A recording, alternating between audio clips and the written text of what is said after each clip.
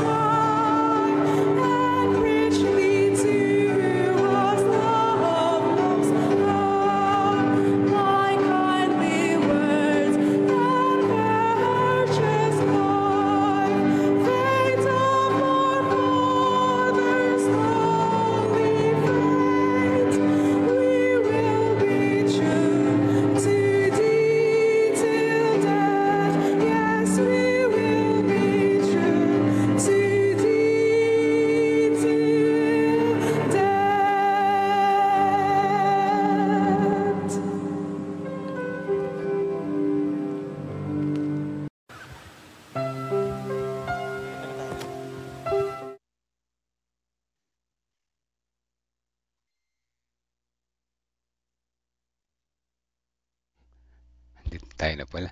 God bless morning po mga kapatid. Ayan po, salamat sa patuloy na nagbabalik sa ating live session ngayon. Nasa yung camera ko. Ayun.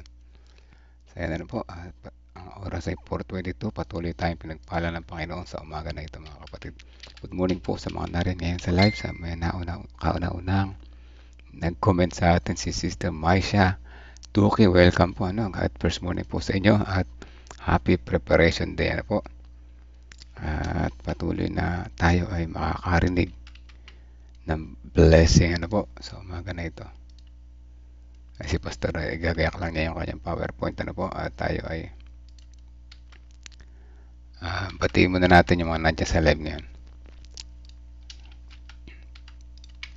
At ayan si Sister Maisha, si Ate Lorna, Ate Miss, God bless morning po, Sister Mildred, Sister Janet, Sister Sweetie, Sister Valentina, Sister Wilma, Ate Christy, Sister Leonora, Nora, Ate Revi, good morning po sa inyo at happy preparation day po sa lahat mga kapatid.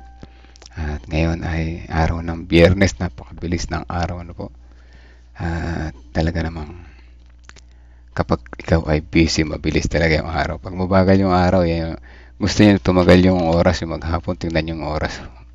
Sabihin wala kang ginagawa. Diyan matagal lalong iikot yung oras. Pastor, okay na po. Sige, ibubuksan pa ni Pastor yung kanyang PowerPoint. Bukas magkakaroon kami ng fellowship sa Hain. Area fellowship sa March 29 kung di ako nagkakamali. 29. So yan, makita-kita tayo dyan kung saan man lugar yung fellowship na yan. Kaya lang si Pastor Nelvin din na natin ka-area. Lumayo na siya, Ibang area na si Pastor. So, dyan tayo sa area 2. Malamang yan, kung di bungabon yan ay somewhere in Palayan maybe. At ayaw, sandali lamang po ating ayusin yan. Sige po, sama natin sa prayer si Sister Ai. Teka. Asan ba yung aking... Mukhang kailangan talaga ng pastor ng Dr. Melvin yung laptop. Ano po? One day ayusin natin yan. Nag-send po ako dyan, pastor, sa messenger niya. So, JPL Hospital. So, Sister Maisha, relax lang po at alam kong kayo ay nandyan para magpagamot. Pero manood lang tayo at makinig. Tutulungan tayo ng Panginoon kung paano tayo gagaling. Dahil ako rin ay minsan nandyan sa hospital sa mga panahon na ako ay nasa karamdaman. Ngunit ako ay kanyang pinagalingan po, mga kapatid. Kaya i-claim natin yan, sa mga may mga karamdaman. I-claim natin na tayo ay gagaling, po.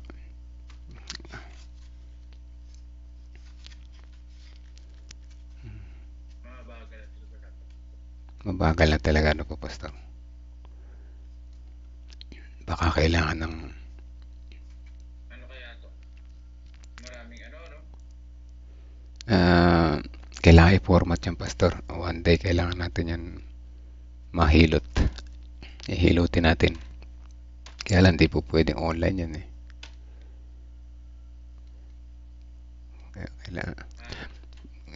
Kailangan talaga physical ko yung mahawakan. Paki-add nyo po ako sa inyong panalangin. Yes po, napa-advance na ni Pastor Nelvin, Sister Maisha. Nakalista na po kayo sa ating prayer warriors, i-add na rin po namin kayo dito sa regulars. Sa the regulars sa ating discipleship ministry, po. Alam niyo, mga kapatid, habang inaayos ni Pastor, magte-testimony ako sandali. Sa mga may sakit diyan ngayon, po. Huwag tayong mawala ng pag-asa. Nung ako ay may sakit, matindi yung sakit ko po, critical ang inabot ko. Pero pinagaling ako ng Panginoon. Siya talaga yung mga doktor, hindi yung mga doktor sa ospital. Ang Panginoon tunay na doktor, ginagamit lang mga karunungan ng mga doktor sa ospital para tayo gumaling. So, paano akong gumaling? Alam niyo yung story sa Bible, yung 12 years na inaangasan, dinudugo yung babae. Paano siyang gumaling? Gusto lamang ang kailangan lang niyang gawin ay lumapit kay Jesus. Alam niya yung kanyang faith. Kapag nakalapit siya kay Jesus, siya ay gagaling. So, ano nagpagaling sa kanya? Yung kanyang faith. Nagagaling siya pag lumapit siya kay Jesus. So tayo sa ating panahon ngayon, bilang mga present times people, ng Panginoon, kailangan lang pala natin lumapit sa Panginoon at manampalataya na tayo gagaling. Ganun naman ang ginawa ko, mga kapatid. Lumapit ako sa Panginoon at hindi na muling lumayo pa. Dalawa yun, lumapit sa Panginoon at huwag na muling lumayo pa. May testimony ako kahapon maganda, kaya lang ito na si Pastor na nakapagbukas na. So, ayan, Pastor, isang pag-usapan natin one day yung computer at saka yung internet. May na internet mo. Nag-research na ako na pampalakas mo dyan ng internet at sana makahanap tayo ng magandang equipment para maging maayos yung online ministry, po. Okay, Pastor, okay na po. Sige, mga kapatid, ipagkalaw na po natin kay Pastor ang pagkakataon. God first morning po at happy preparation day po sa lahat. Pastor, kayo na po. God first morning po sa inyo lahat, mga kapatid. Kaya subukan natin isarado ang ating isang mapagpalang umaga po sa lahat at patuloy tayo ginagawa ng Maisha. Pagaling po kayo dyan sa JBL Hospital at sama po namin kayo sa aming panalangin palagi. Tayo po ay manalangin, mga kapatid. Panginoong Diyos, sa umaga na to aming idinadalangin ng pag-unawa namin sa pagtanggap ni Joseph Bates na matutunan namin yung aral ng Sabat, paano ito tinanggap ng mga unang pioneer na nag-aaral sa banal na kasulatan. Salamat, Panginoon, sa pagising niyo po sa amin at sa pagbigay sa amin ng kalakasan na nagmumula sa inyo. Ito po ang aming dalangin sa banal na pangalan ng Jesus. Amen. So sabi po dito, alalahanin mo ang araw ng Sabat upang ingatan itong banal. 6 na araw kang gagawa at iyong gagawin ang lahat ng iyong gawain. Ngunit ang ika-7 araw ay Sabat sa Panginoon mong Diyos. Yan, Exodus 20:8-10. Tinanggap ni Bates ang Sabat. Part 1 po ito. So tingnan po natin, paano ba natanggap ni Joseph Bates ang pangingili ng araw ng Sabat? Itinuturing ng mga Seventh-day Adventists si Joseph Bates bilang apostol ng Sabat. Bakit kaya ganun? Ngunit kailangan nating itanong, paano niya tinanggap ang paksang ito? Yun ang napakahalaga. Paano siya dumating sa punto na tinanggap niya yung pangingili ng araw ng Sabat? Ang sagot sa tanong na iyon ay mayroong higit sa isang sangay. Ibig sabihin, may iba't ibang mga dahilan. Para sa isang bagay, simula nang siya ay maging isang Kristiyano, ay ipinangili na niya ang linggo bilang Sabat, na sinikap niyang ipatupad ang kanyang posisyon sa kanyang mga tripulante habang siya ay kapitan ng barko. Ano? Ibig sabihin, talagang ganoon naman ang mga Kristiyano eh. Ipinapanghili nila ang linggo bilang Sabat dahil alam nila, ang akala nila yung linggo, yun yung pang-7 araw. Okay? Ibig sabihin, meron na silang idea. Meron na idea si Joseph Bates. Ang pangalawang paraan, walang duda ay ang kanyang pag-aaral ng propesiya. Kung tutuusin, ang isang estudyante ng aklat ng Apokalipsis ay hindi mahihirapang matanto na ang mga utos ng Diyos ay tutuparin sa katapusan ng panahon. Ibig sabihin, nababasa niya itong 12:17 ng Apokalipsis, 14:12, na ang kautusan ng Panginoong Diyos ay dapat sundin at sinusunod ng mga remnant o nalabing iglesia, which is the Seventh-day Adventist, ang tunay na iglesia, ang remnant church. Yan, sa huling kapanahunan. Pero hindi lang only church, mga kapatid, na tama. Dahil yung mga disciples, true church din sila. Pero hindi sila mga Seventh-day Adventist. Kasi tayo, lumitaw lang sa panahon ni Mrs. White, di ba? Nila Joseph Bates. Pero yung mga disciples, bago ang mga sila Joseph Bates, nauna na sila nagtatag ng church. Kaya hindi lang Seventh-day Adventist ang tunay na church, mga kapatid. So si Joseph Bates, meron na siyang idea na dapat sundin ang utos ng Diyos. At isa sa mga utos ng Diyos ay mangili ng Sabat. Ngunit paano nagtitibo si Bates sa katotohanan na ang Sabat ng bagong tipan ay Sabado sa halip na linggo? Doon pumapasok ang Seventh-day Baptist. Ayan po mga kapatid. Pumasok ang Seventh-day Baptist. Ibig sabihin, may nauna nang nangingili ng araw ng Sabat sa atin as day Baptist. Kaya lang yung Seventh-day Adventist ay hindi ganun yung sa stewardship. No? Sa pagkain, hindi sila pabog. Huwag kumain ng mga karunulduman. Ang grupong iyon ay hindi kailanman naging isang agresibong mangangaral. Ang Estados Unidos ay mayroon lamang 6,000 na Seventh-day Baptist noong 1840. Sabihin, hindi sila 1,000. At noong year 2000, ang kanilang bilang ay luhit sa 4,800. Isang porsyentong pagkawala ng pagiging miyembro sa loob ng 160 taon. Ibig sabihin, napakaliit lang nila. Hindi sila nangaral. Sa madaling salita, hindi kailanman naging matibay ang pangangaral. Yan. Ngunit minsan, may pagkakataon sa kanilang kasaysayan na naging agresibo sila. Ang kanilang sesyon sa General Conference noong 1841 ay nagtapos na ang Diyos ay nangangailangan ng pangangaral tungkol sa paksa ng Sabat. Pagbitingan nila. Pagkatapos noong 1842, iniulat ni Merlin Burt ang palathalaan ng denominasyon ay nagsimulang maglathala ng isang serye ng mga babasahin na may layuning ipakilala ang Sabat sa pamayanan Kristiyano. Muli sa kanilang sesyon sa pangkalahatang komperensya ay muling nilang pinagtibay na ang kanilang banal na tungkulin ay bigyan liwanag ang kanilang mga kapwa mamamayan sa paksa ng ika-7 araw na Sabat. So ibig sabihin, nagkaroon po sila ng meeting na mag-focus sa pangangaral, ipangaral ang araw ng Sabat, ika-7 araw na itinakda ng ating Panginoong Diyos. Sino po yan? Mga Seventh-day Baptist. Ang kanilang mga pagsisikap ay nagkaroon ng ilang positibong bunga.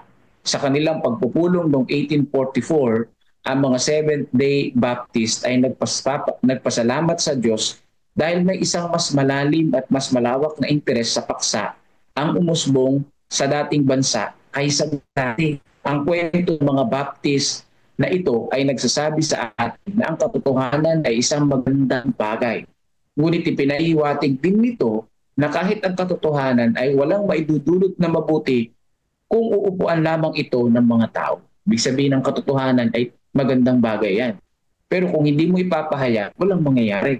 Kailangan ipahayag natin ito para malaman ng maraming mga tao ang katotohanan. Saka pa lamang nagsimulang mangyari ang mga bagay doon sila ay nagpasya na gumawa ng isang matibay na desisyon na pasikatin ang liwanag tungkol sa paksa. Kailangan pa rin natin ngayon ang mga ganitong uri na nagbibigay liwanag na desisyon. Tama po yun mga kapatid. Yung desisyon na yan, na isang grupo magkakaisa ang buong church na mangaral. Yung natutunan ko dito, mga kapatid ko, ay kailangan sa panahon natin ngayon, ang Remnant Church, ang Seventh-day Adventist, magkaisa talaga na bawat church board, bawat meeting natin, magkasundo talaga na mangaral. At mas magandang magandang idea, kapag mangaral tayo, hindi basta-basta mangaral lang na labo-labo yung mga topic, kundi meron lamang isang paksa na doon ay papalawakin yung mga talata sa Biblia. Yun yung gagamitin mga kapatid sa pangangaral. Ibig sabihin, i-expound yun. Hindi lang basta random na pangangaral kasi hindi rin naman naiintindi ng mga tao. Pero kung may isa ka lang paksa, tapos i-expound mo siya ng malalim at ang dulo yung ibig ng Panginoong Diyos, ay napakagandang bagay niyan mga kapatid ko. Napakagandang pangangaral yan kapag kaya ng ginawa natin. Ang kailangan lang, ang ating church o mga lokal na iglesia ay magkaroon ng pagkakaisa ng BTE na sila talaga yung mangangaral. Ibig sabihin, lahat ng membro magiging involved sa gawain ng Panginoong Diyos. Walang mauhuli, walang saling pusa, ika nga. Kailangan may desisyon tayo na ipangaral ang mabuting balita. Yan ang nakita ko dyan. So ang una pa lang nangingili ng araw ng Sabat ay yung mga Seventh-day Baptist, bago yung Seventh-day Adventist. But before the Seventh-day Baptist, yung mga disciples nangingili na ng araw ng Sabat, di ba? Na yung mga Old Testament people nangingili na ng araw ng Sabat, yung Israel. Bago pa tayo lumitaw, no? Ibig sabihin, last na tayo, kaya nga, Remnant Church tayo. Remnant Church, not only the true church, pero tayo yung remnant. Yan. So magandang umaga po sa inyo. Happy Vesper. Patuloy natin isama sa panalangin ang lahat ng may karamdaman. At ito nga si Ate Maisha, isama rin natin sa panalangin. Ngayon po, isama niyo rin ako sa panalangin kasi ako yung magiging speaker ngayon sa God First Morning. Kaya papasok na ako doon kay Melbs. Oras natin mag-aalas 5 na. So maring hinahanap na rin tayo doon. So ay balik na natin ang pagkakataon kay Brother Melvin Vilasano. Kaya Melbs, good morning po ulit. Ganun po ba, Pastor? O nga, nahanap na nga tayo speaker pala si Pastor doon sa God First Morning. Sige po, lilipat tayo sa kabila. Tingnan na lang, isang magandang punto lang. Sabi dito si Joseph Bates ay matagal nang, nung nalaman niya yung hindi lamang niya tinanggap yung Sabat nung kanyang nalaman, At kanya rin itong pinangaral. Pinangaral niya sa iba. Para naman naman lahat ng tao ay matanggap din ito at malaman. At sa lahat yung Seventh-day Baptist daw sabi matagal nang alam yung Sabat. Pero hindi nila pinangaral kaya hindi nila masyadong natanggap. Pero ngayon nung pinangaral nila, natanggap na nila. Tsaka unti-unti na nabuo yung Seventh-day Adventist po. So yan ang katotohanan. Kapag gusto mong tanggapin ang isang bagay, kailangan mo ipangaral. Gusto mong tanggapin ng kagalingan, kailangan mo isabuhay mga kapatid, na ikaw ay pinagaling ng Panginoon, huwag ka nang lumayo pa sa Kanya, sundin ang Kanyang kalooban. Ayan na po. Pastor, mamadali tayo, yung computer kasi ni Pastor, mga kapatid, ang naging culprit ngayon, at sa mga nakakaraang araw. Napalayo kaya sa atin, ako doktor ng computer niya, kaya lang malayo siya, kaya hindi natin magpuntahan agad, Ganun pa man ay gagawa natin ng paraan. Malayo man, malapit din ang buwan nga nararating, po. Ayun na, papasok tayo. Okay, welcome po. Yung negative impact po ng covetousness na siyang nagdadala sa atin upang malimitahan yung pagpapala ng ating Panginoon sa ating buhay. Okay? So, yung ano po ba yung covetousness? Okay? Ito yung excessive desire sa mga material possessions na meron sa mundong ito. Ito yung naging dahilan upang sabihin po natin, hindi natin maranasan yung kabuuan ng pagpapala ng ating Panginoon. Kaya mga kapatid, dapat magsumikap tayo na makultivate sa atin yung spirit of contentment, na po yung pagiging kontento at i-prioritize natin yung mga spiritual na mga bagay, okay?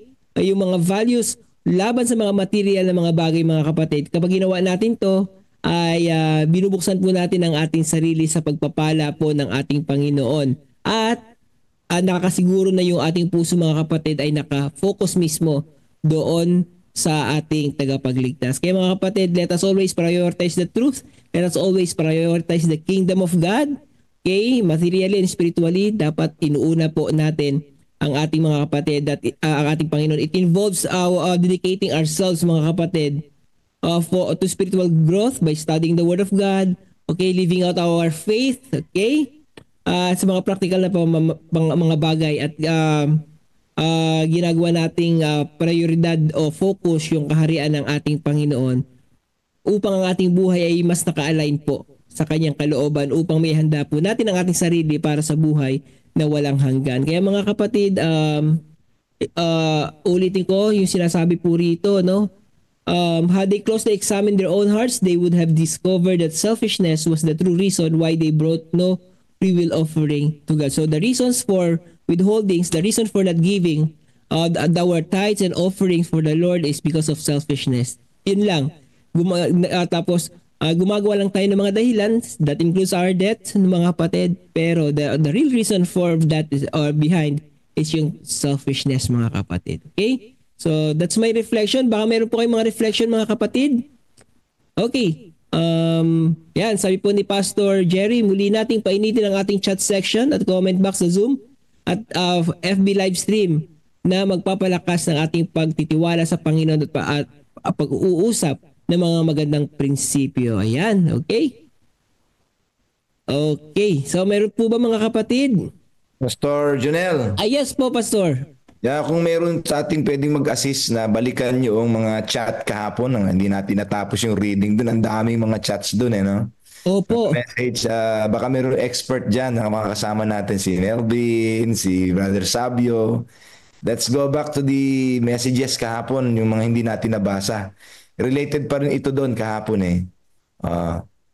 Salamat. Okay. So mga kapatid, baka meron pong gustong balikan yung ating mga comment kahapon, no? At atin po itong pag-usapan muli sa ating mga sa ating mga techie na mga kasama. Okay, pwede niyo pong pakipatulungan kami balikan yung mga comment at atin pong pag-usapan po ulit, no? Ma-discuss. Okay. Si Kuya Monching, meron po siyang gustong i-share.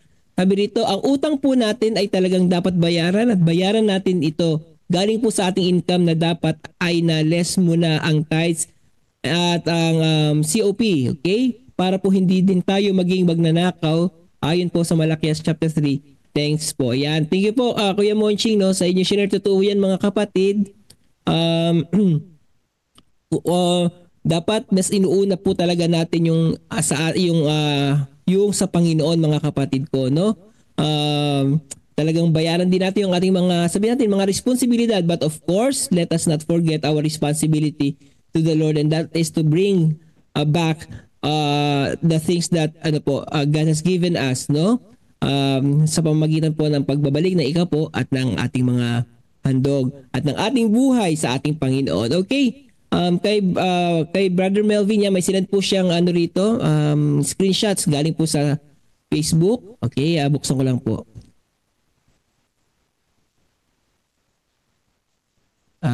Okay, sana mabasa ko. Wait lang po, ha. Ayan. Ito ang sabi, galing kay Sister Revelyn Ronas Padilla, masarap gastahin ang pera pag naitabi natin ang ating tithes and offering at makikita natin na hindi tayo pagkukulangin ng ating Panginoon. Ayan, totoo yan mga kapatid, ano?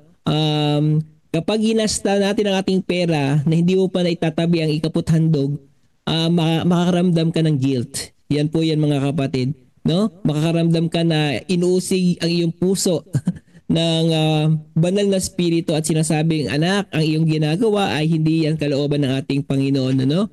Kaya mga kapatid, tandaan po natin, sabi nga ni Sister Evelyn, ang sarap na gamitin mo ang iyong mga pananalapi provided na ibinigay mo na ang lahat una pa para sa ating Panginoon. Thank you very much, Sister Revelyn. At doon din po kay Sister Juliet, ito sabi niya, masarap magtapat ng buong puso sa Panginoon dahil magkaroon man tayo ng mga problema sa buhay na ito, mas madami ang mga solusyon na ibinibigay ng ating Panginoon. Totoo yung mga kapatid. Kaya tunay po yung sinasabi sa Matthew chapter 6 na kapag inunan na natin ang ating Panginoon, everything will be provided. Not only yung mga, sabi natin, mga bagay na nagsusustain ng ating buhay, but most especially yung spiritual, yung ating spiritual na buhay. Okay? Ibibigay ng ating Panginoon. Not only those solutions in our problem, but of course, our spiritual growth. Yan po ay ibibigay ng ating Panginoon. Okay? Thank you very much po. Bago po tayo dumako kay Brother Melvin, last na babasahin ko po itong kay Brother Dan Cruz. Tayo po ay dapat alipin ng Panginoon, hindi dapat maging alipin ng utang. Sabi po ng Panginoon, sa kabila ng ating pagtatapat, sa Panginoon ay gawin tayong ulo, hindi ang buntot. Okay, so totoo yung mga kapatid kasi kapag tayo naman ay umuutang, naging alipin po tayo ng ating pinagkakautangan. Kaya much better na magtiwala tayo sa ating Panginoon po. Pero kung nandyan na yan, syempre panalangin natin na unti-unti natin itong mapanagumpayan at mabayaran na po sa pamamagitan po ng pagtatapat naman natin sa ating Panginoon. Okay? Ayan. Basahin ko po itong Psalms 37 verse 21. Ang masama ay humihiram at hindi makapagbayad, ngunit ang matuwid ay bukas palad na nagbibigay. So sa talatang ito mga kapatid, nakikita po natin na yung principle dito kapag hindi tayo nagbabayad ng ating mga pagkakautang, ang tendency ay para tayo nagiging nagiging masama mga kapatid kasi hindi natin kumbaga pinagnanakawan natin dito yung ating kapwa. Okay? Kaya mga kapatid, pero sa mga matuwid ay ito po yung bukas palad. Okay? Sabi ni Brother Nelvin, buti na lang may GFM, ayaw ko nang mag-car loan. Tama yung Brother Nelvin, ano? Hayaan natin ang Panginoon ay magpaulan ng sports car, ng Redlo sports car. Okay, so Brother Melvin, sige po, take your time. Sige po, God first morning po habang naghihintay tayong umusok yung ating chat box, ano. Sige, ito muna. Pampainit, ano po. So, ibabalik ko yung mga natutunan natin dito sa GFM, napakaganda, no. Dati rin kasi ang puso ko ay selfish, mga kapatid. So, kagaya na sinasabi sa lesson, ang tunay na dahilan ay yung ating selfishness ng ating puso. Na kung saan mga dahilan lang natin yung mga yan, may utang kasi ako, hindi ako makapagbigay. So, ayun, ano, hindi po totoo yan mga kapatid. Tingnan natin kung paano tayong gumasto sa ating mga sariling mga luho. Diba? Minsan, pagka maglilibot tayong pamilya sa mall, magkano gagastusin natin? Sa pagkain pa lang, maabot na ng 1,000. Pagdating ng Sabat, offering natin 10 piso, 20 pesos hanggang 100 maximum. Mga kapatid, panahon na. Salamat sa GFM at sa Panginoon na daanan natin ng mga nakakaraang mga panahon. Sabi, ang pusong makasarili ay may lamat ang puso. At ang pusong may lamat, hindi makakapasok sa kaharian ng langit, mga kapatid. Panahon na para ating kalimutan yung selfishness. Palitan natin to ng pusong mapagbigay, pusong mapagmahal at kinikilala ang Panginoon bilang provider ng ating mga blessings. Ano po? At tandaan natin, kagaya ng sinasabi ng lahat ng nag-testimony, hindi lamang ito tungkol sa pera, mga kapatid. Ano? Tandaan natin, ito ay test. Ito ay test sa atin, yung pag-COP o tithes and offering. Test po sa atin ito ng ating faithfulness. Kung talaga bang tayo nagtitiwala sa Kanya. Kung talaga bang tayo naniniwala sa Kanya na Siya ang nagbigay sa atin ang ating lahat ng ating mga blessings. Ano po? So kung tayo naniniwala at tayo hindi nagdududa ba, pasalamatan natin ng Panginoon sa mga blessings, mga kapatid. Ano po? At ibalik natin ang para sa Kanya. Isang paraan na ginamit ko at effective, mga kapatid, ituro ko sa inyo. At tinuro ko na rin to sa isang kapatid sa Gapan at naniwala siya, effective nga. Dati siyang nabibiktima ng panghihinayang. Ayan, ano, panghihinayang. Sabi ko, kapatid, huwag mong tingnan yung iyo ibibigay.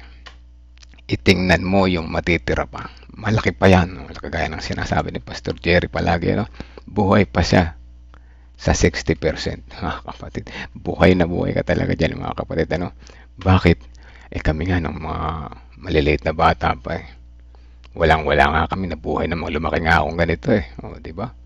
Mga kapatid, ang buhay ay hindi pantay-pantay ang status ng buhay, ano? Talagang may mababa, may mataas. Pero lahat ay buhay.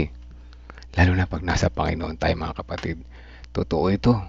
Pag nasa Panginoon ka, kahit na anong mangyari siya, hindi ka matatakot, ano?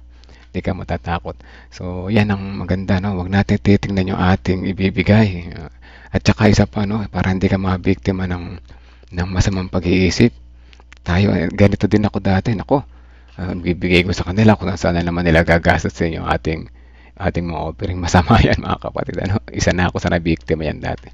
Once na ibinigay natin sa Panginoon ang ating offering, bahala ang Panginoon dyan kung saan yan gagamitin ng Panginoon sa kabutihan ng pangangaral. Ano? Kapag nag-isip ka pa, nadamay ka pa kung ano man ang gawin ng mga leaders ng mission or ng ating local church, madadamay ka pa sa ginawa nilang di maganda pa nag-isip ka. So ayan, ano, huwag natin isipin, ang alam natin makakatulong yan sa gawain. At praise the Lord, kung binigay mo yan sa COP, globally yung matutulungan mo, hindi lamang yung konting congregation o yung mga personal na tao. Kaya kung ako sa inyo, mga kapatid, yung mga nag-o-offering pa sa mga specific, huwag na. Ilagay niyo sa COP yan. Nakatulong kayo sa lahat. Nakatulong kayo sa Panginoon. Yan po ang magandang pangsimula sa umaga na ito. At sige po, sundan niyo po ng mga chat dyan sa Facebook. Kami ni Brother, ipopost namin yan dito para mabasa natin. Ano po? God bless morning po sa ating lahat. Okay, thank you very much, Brother Melvin. Ano, tunay ng mga kapatid na minsan yung ating mga experiences ay nagiging magandang, sabi natin, motivation sa atin, ano, yung na-share ng ating mga kapatid para mas pag-igihin po natin yung ating pananampalataya, natututo po tayo. Okay, kaya mga kapatid, thank you very much, Brother Melvin, sa iyong i-share and for helping us na po na mabasa yung mga comment from Facebook page. Okay. Ayan, so ngayon sabi po ni Brother Simeon Talusan, tayo po ay patuloy na pinagpapala ng ating Panginoon. Kaya naman ay maging daluyan tayo ng pagpapala din sa iba. Ayan, totoo yun mga kapatid. Yun ang dapat natin sikapin, maging daluyan po tayo ng pagpapala sa maraming mga tao. Sabi po ni Pastor Jerry, sa quote po ni Mrs. White sa Adventist Home, basic financial management to experience financial freedom. Okay, ito po yung counsel ni Ms. White. Very many have not so educate themselves that they can keep their expenditure within the limit of their income. They do not learn to adapt themselves to circumstances and they borrow and borrow again and again and become overwhelmed in debt. And consequently, they become discouraged and disheartened. Okay, the reason dyan mga kapatid, no, hindi talaga satisfy minsan ang puso ng tao, no? Sometimes nabubuhay tayo hindi doon sa within our means or within our income, kundi nilalagpasan pa natin. Gumagastos tayo ng mga bagay na lagpas doon sa kung ano yung ating tinatanggap.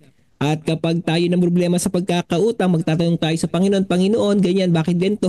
Di ba? Minsan ay nanghihina tayo. Sabi dito ni Mrs. White, the reason for that mga kapatid ay hindi tayo natututo. Hindi natin binibigyan pansin ang kumbaga na-educate natin ang ating sarili na kinakailangan mamuhay tayo within the limit of our income. Okay? Yan po mga kapatid ang isa sa napakahalagang dapat po nating malaman. Okay, dito naman po sa ating Facebook kay Sister Leonora. Ang sabi po sa atin ng Panginoon ay huwag lang po tayong maging tagapakinig ng salita, kundi maging taga-tupad. Kaya sa ating mga kapatid na nandito at nakikinig po ng ating advocacy, ito pong God First Morning Combined Offering Plan, narinig nyo na po ang mga mensahe. Sabi po ni Sister Leonora, dapat tayo maging mga tagatupad.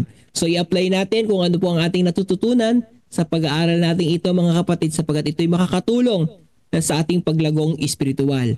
Okay? So sabi naman po dito ni Pastor Jerry, 3 mahalagang prinsipyo. Una, live within your means. Kung ano ang ales, siya ang botones. Okay? So hanggang doon lang sana mga kapatid, no? Kung ang ating income ay nasa 20,000, huwag tayong bumili ng phone na nagkakahalaga ng 35,000. Okay? So yan ang unang prinsipyo dyan mga kapatid. Huwag tayong gumastos ng lagpas po sa kung ano yung ating tinatanggap. Number 2 principle, learn to adapt in all circumstances. Kung maghihigsi ng kumot, magtiis ng magtiis. Kung maiksi ang kumot, magtiis mamaluktot, no? May kasama po mga salawi kain dito si pastor. Ang gusto lang mga kapatid maging flexible tayo, no? Learn to adapt in all circumstances, okay? Kung ano yung ating kalagayan mga kapatid ko, hanggang doon lang yung kaya natin. Panalangin natin sa Panginoon na makakaya natin at hanggang doon lang mga kapatid, okay? Number 3, avoid unnecessary loans. Planuhin mabuti ang pagkukunan ng pambayad kung mangungutang. Iwasan ang pangutang ng walang plano na magbayad, that is wickedness yan. So dito mga kapatid, avoid unnecessary loans. Kung manghihiram tayo, dapat pinagpaplanuhan yan. Kung paano natin babayaran, dapat meron tayong source na pagkukunan ng pambayad. Ngayon, iwasan natin, sabi dito ni Pastor, mangutang ng walang plano. Yung basta umutang ka na lang, hindi mo nga alam kung anong gagawin mo doon sa iyong inutang, no? So, yun mga kapatid, avoid unnecessary loan. That's the 3 basic principle mga kapatid upang ma-manage po natin ang ating finances na maigi, especially within ourselves and within our family. Okay? Number 1, live within your means. Number 2, learn to adapt in all circumstances. And 3, avoid unnecessary loan. Thank you very much, Pastor. No? Ay, sige po, Pastor. Thank you for reading my comments. The last thing that we have to do after giving pagkatapos nating tanggapin ang karunungan nagmumula sa Diyos na ating mapamahala ang mabuti ang kanyang yaman na sa ating kamay, ay huwag nating kalilimutan yung ating pong palaging sinisigaw. Put God first and you will never be last. Lagi natin katandaan yan, mga kapatid. Kasama ho yan sa basic financial management. Ang tawag ko po dyan, mga kapatid, that is kingdom builders principles. Kapag hindi natin yan nagawa, mga kapatid, hindi na tayo makakaasang makakatulong tayong itatag ang kaharian ng Diyos dito sa lupa. So put God first and you will never be last. Bago bayaran ng utang sa iba, magbayad muna tayo ng utang natin sa Panginoon na hindi naman po niya ginawang malabo. Nanlinaw-linaw lang po mga kapatid. Nanlinaw-linaw ng plano ng Diyos. So just follow God's instructions basically in financial management and you will experience financial freedom. God bless you. Put God first and you will never be last. Amen. Okay, thank you very much po, Pastor Jerry. Ayan. Okay, ngayon basahin natin ang mga comment pa dito mga kapatid ni Sister Angel Rain de Leon. Okay, basahin ko. I am a type of person na allergic sa utang. As much as possible ay ayaw ko pong nagkakautang. Pero siguro sa status ng economy natin, at as time goes by, di po maiwasan na magkautang. Pero ang practice ko po, nag-mindset na po ako na 20% of my income is not mine. Di ko sinasama sa pagbabudget ko. 10% for the tithe and 10% for COP. So inaalis na ni Sister Angel. Ito not praise the Lord. And then next is yung mga kautangan. It gives me peace of mind thinking that nakukover ko yung mga kailangang bayaran at laging sapat para sa iba pang mga pangailangan. It helps me then po how to responsibly manage my finances. Again, when we give back to God, the reality is we receive hundredfold back. We receive joy, peace of mind, fulfillment, increase in faith and trust in Him, at napakarami pang iba. So package talaga mga kapatid yung blessings na kapag uunahin natin ang Panginoon. So dito mga kapatid, inaalis agad po ni Sister Angel yung 20% which she consider it as hindi po kanya sa Panginoon, no? So yung matitira doon, yun ang kanyang gagamitin para sa kanyang sarili, sa iba pa mga bayarin. Pero yung 10 na yun mga kapatid, yung 20% na kanyang income, hindi po kanya yun. Yun ang sinasabi niya po rito. Kaya hindi niya po yun, kumbaga, automatic tinatanggal na niya mga kapatid. And that's good mga kapatid ko. Dapat ganun po talaga ang ginagawa po natin. Once we receive lahat ng mga increase natin mga kapatid, let us always set aside yung para sa ating Panginoon kasi hindi atin yun. Yun po ay sa ating Panginoon. No? So yan, may tawag na si Pastor sa mga nagsi-COP. COP yan. Praise the Lord, nakaka-inspire po. Yan, COP yan. So sa ating mga COP yan dito, ito pa po, kay Sister Net. Minsan o mas madalas na ang dahilan ng ating pag-withhold ay ang ating pagdadahilan. Kung ating sisiyasating maigi ang ating sariling puso, sabi po ay matutuklasan natin ang pagiging sakim, yung selfishness, no?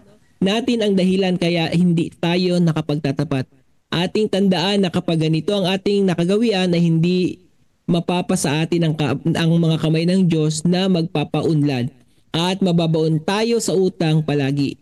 Pati tayo ay hindi mababago at kapag di tayo mabago, hindi tayo magiging angkop sa langit. Alisin natin ang maraming sariling dahilan. Higit nating bigyang pansin ang pangako ng Diyos na magtapat ka lang at unahin siya at lahat ay magiging sapat at di tayo pagkukulangin. Thank you very much po, Sister Net, no, sa iyong share. Totoo yan mga kapatid. Isa sa mga dahilan talaga, mga kapatid ko, ng pag-withhold ay selfishness. At yan ang dapat nating ma-overcome.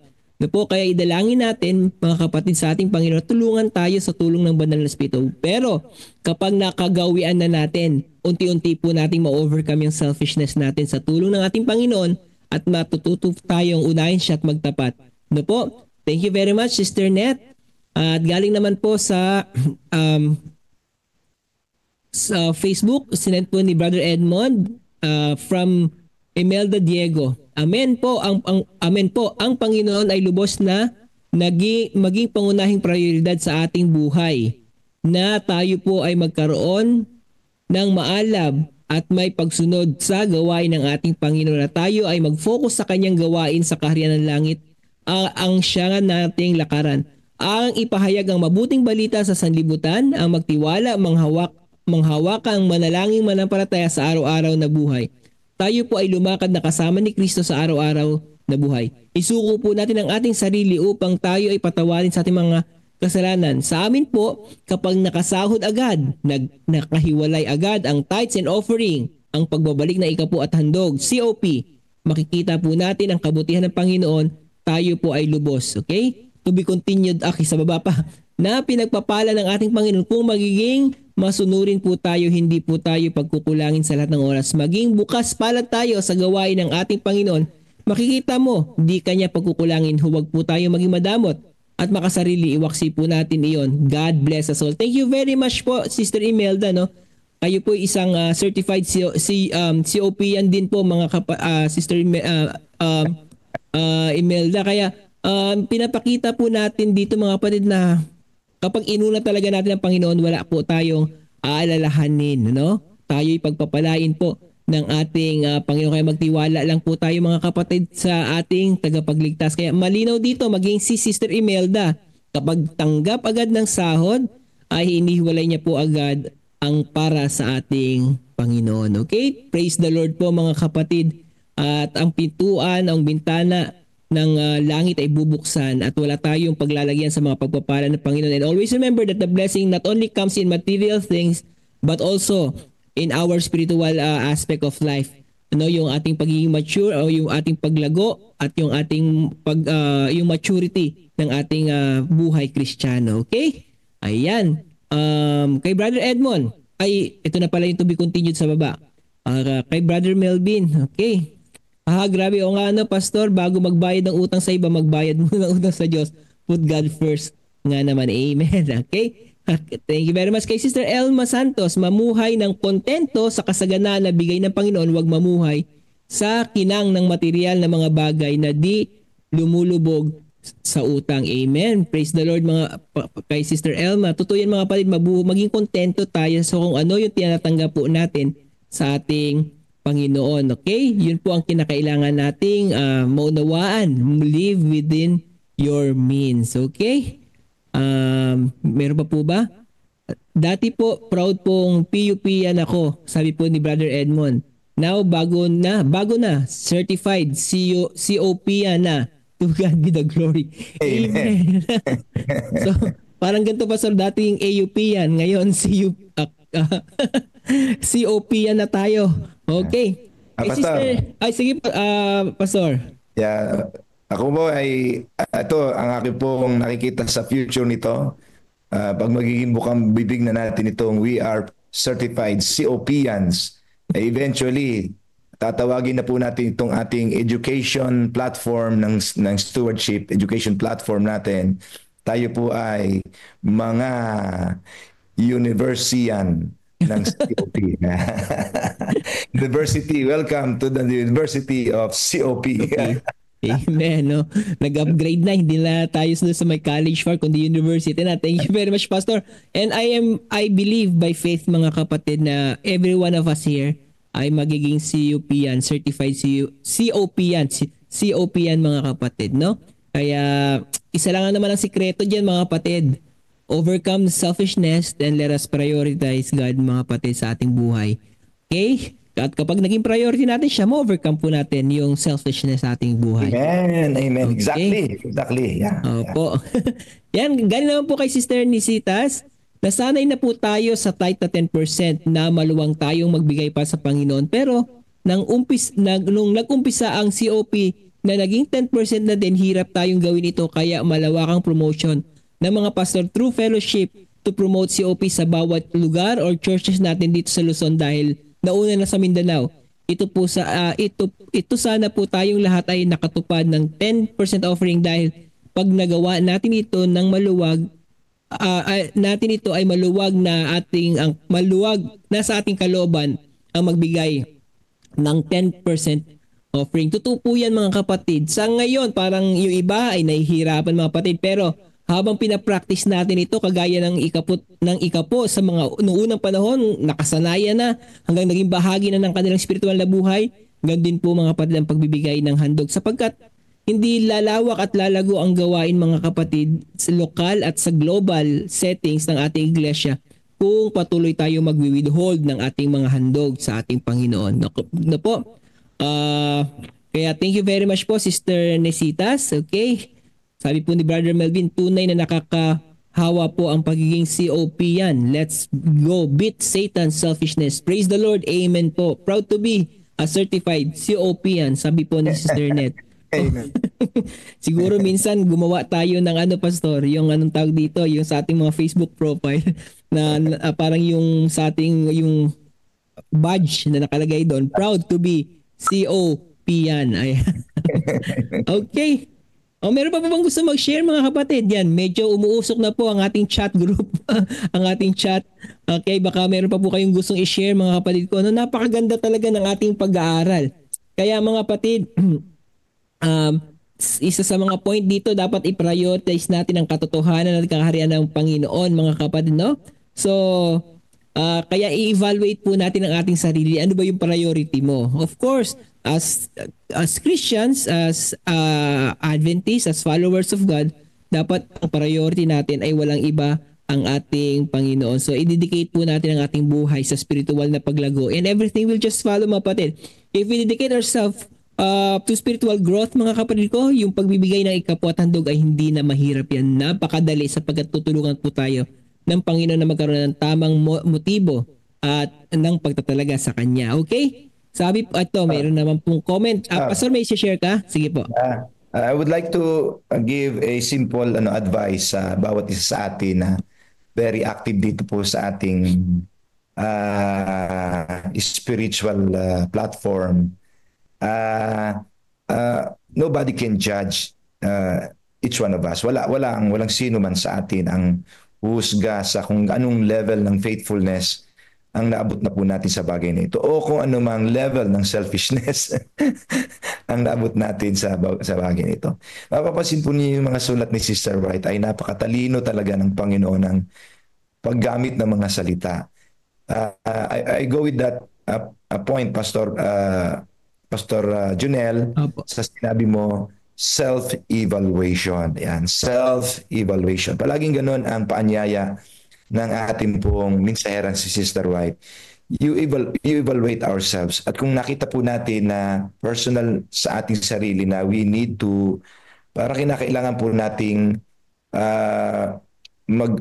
mag-focus doon sa isang bagay na highly spiritual para magamot yung panloob na nasa sakit sa loob po sa puso natin. Let us, ini-invite po namin kayong isuko sa Panginoon. The Lord understand. Hindi natin kayang panagumpayan ito. Napabigat po itong laban ng ito because this is self. Ang sarili po talaga ang pinakamabigat na kalaban. Ang pinakamabigat na tagumpay naman, walang iba kundi sa ating Panginoon. Let's all go back to God. Let's return to God. At everything will follow. Ng strength, yung practice, gagawing tama lahat ng Diyos. We will never go wrong when we put God first. Go back to God. We will never go wrong. Always, we will never go wrong when we give to God. Hindi kailanman tayo magkakamali sa pag inuna natin ng Panginoon, mga kapatid. Kaya nga, mga kapatid, ito pong ating ginagawa ay pinalalaki natin ang lubos na pagpananalig at pananampalataya sa Diyos. Kasi hindi natin magagawa na gamutin ang selfishness kung hindi tayo magtitiwala ng lubusan sa Panginoon. Hindi natin magagawa ang pagbibigay pag kulang tayo ng tiwala sa Panginoon. So let us be inspired in putting God first, trusting Him, and partner with Him in the final mission through systematic and regular giving na ating pong ginagawa. God. Amen. Salamat po, Pastor Jerry. Yan, sa iyong minahagi. So ngayon mga kapatid, meron pa tayong ilang mga comment dito at ang ating oras ay 5:11 na po, pero babasahin po natin ito sapagkat napakahalaga po na napakaganda po ng mga statement po dito. Kay Sister Leonora Cabiedes, panalangin ko po na lahat ng aking mga anak at apo ay matutuhan din po ang masayang pagbibigay para sa gawain ng Panginoon.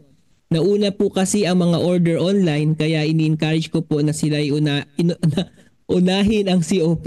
Mag-ipon daw po kasi dahil mayroon pang gustong bilhin kaya sabi ko mag-ipon din ng ibibigay sa Panginoon. Thank you very much, Sister Leonora. Ito'y karanasan ng marami mga kapatid, ano? Kaya dapat talaga nakatabi na po ang sa Panginoon. At ako po'y masaya, Sister Leonora, na ito po ay inuuna nyo na pong i-educate ang inyong mga apo, ang inyong mga anak, no po, at apo. Totoo po yan. Kasi nung tayo mga bata, namulat po tayo na sa isang matapat na pagbibigay ng ikapo hanggang sa ating kinalikhan yan, no? Kinalakhan natin mga kapatid. Ngayon pa lang, yung mga bata ay i-educate na natin para sa kanilang paglaki, hindi na po mahirap na gawin nila ang mga bagay na ito. No po, kaya tunay din yung sinasabi sa Proverbs, you train up a child in the way he should go. Pagiging katiwala din yan mga kapatid.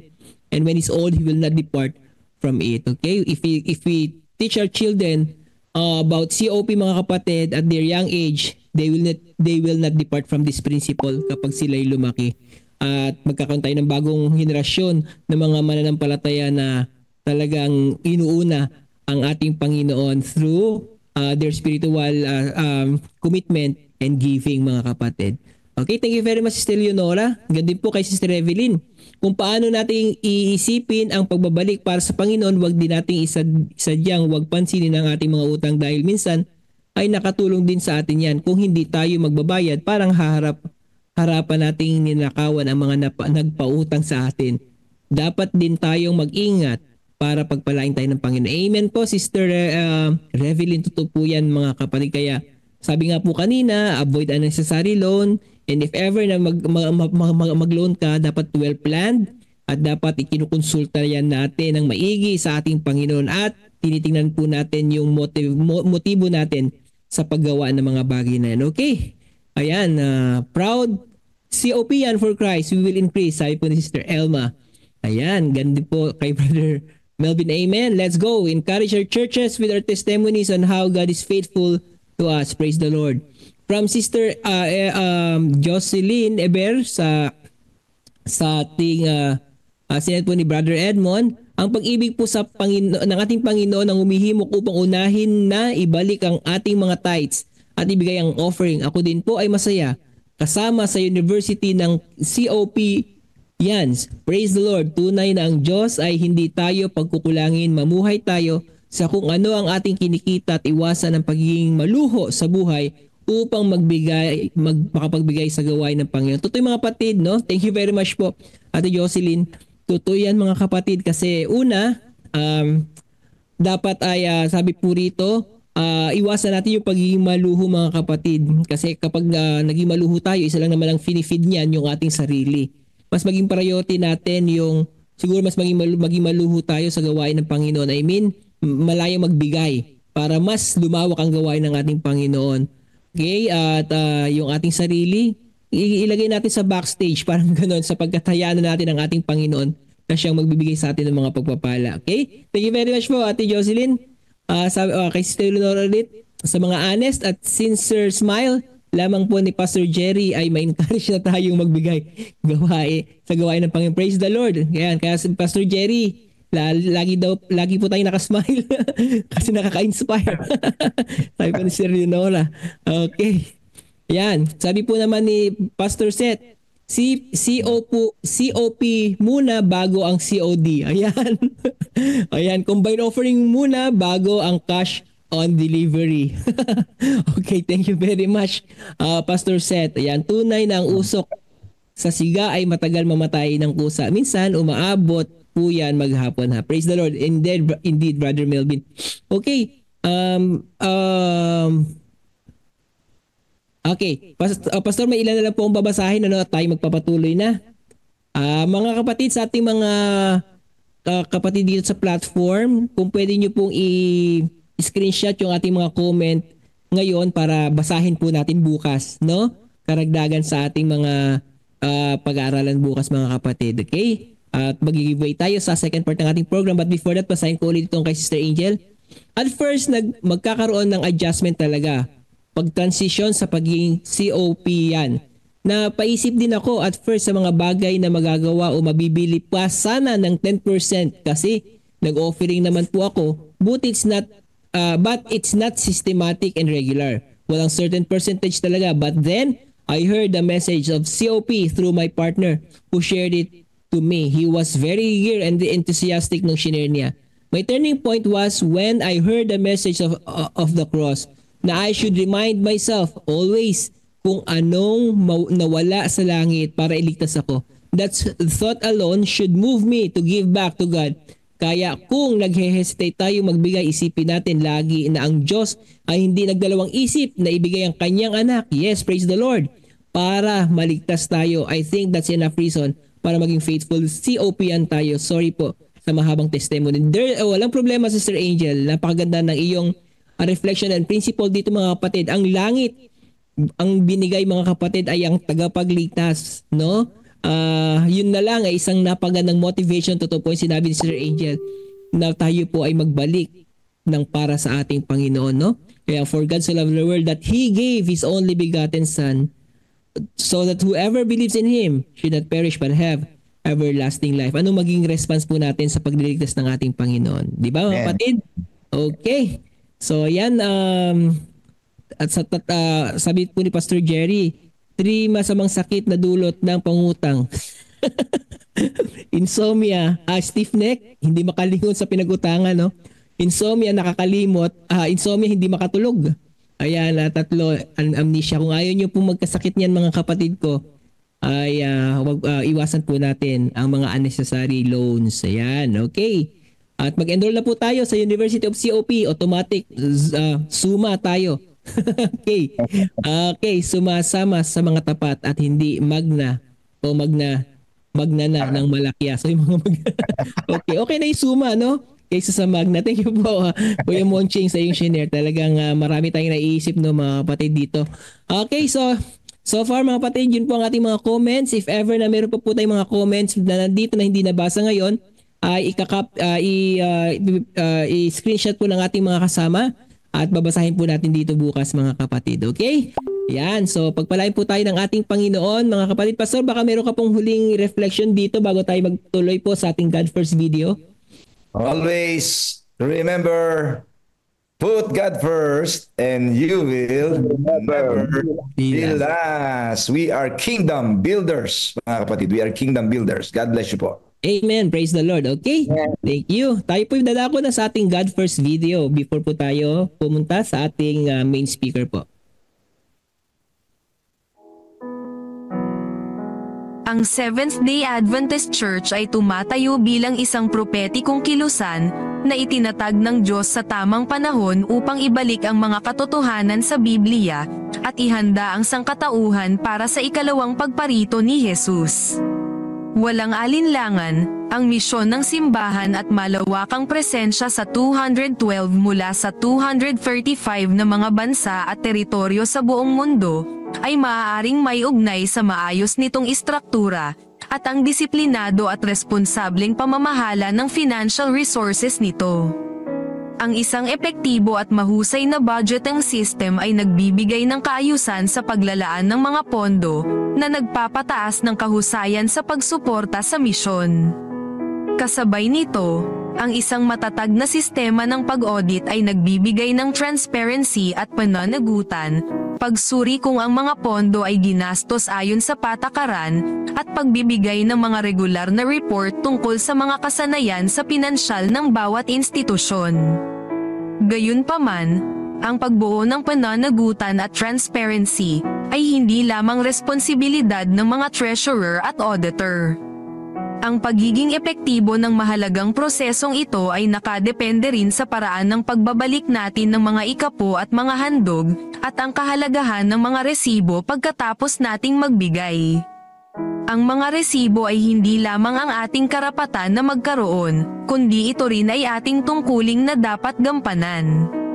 Ngunit malinaw naman, ang mga resibo ay maaari lamang ibigay sa mga nagpapakilala ng kanilang sarili sa pisikal o virtual na ikapo at gumagamit ng mga sobre. Para sa kadahilanang ito, ang mga ikapo at mga sobre sa pagbibigay ay dapat na ginagamit sa mga simbahan ng Adventist. Kapag ginamit mo ang iyong sobre, o nagbibigay ka sa pamamagitan ng online giving, siguraduhing nauunawaan mo ang lahat ng mga pagpipilian sa pagbibigay, na malinaw mong isinusulat kung ano ang para sa ikapo at kung ano ang para sa offering, at makasisiguro ka na ang iyong offering ay ipapamahagi ng pantay upang itaguyod ang misyon ng simbahan sa lokal, gayon din sa regional, at sa international. Gaya ng sinabi sa atin ni Jesus na ating gawin sa mga Gawa 1:8. Automatikong nangyayari ang patas na distribution sa lokal, sa mission, at sa mga bansa, kapag ating ibinibigay ito sa pamamagitan ng combined offering plan. Ang loose offering naman ay maaari pa ring isang katanggap-tanggap na opsyon kapag inilagay mo ito sa sobre at isinulat ang iyong pangalan, upang sa ganun ay makatanggap ka ng resibo.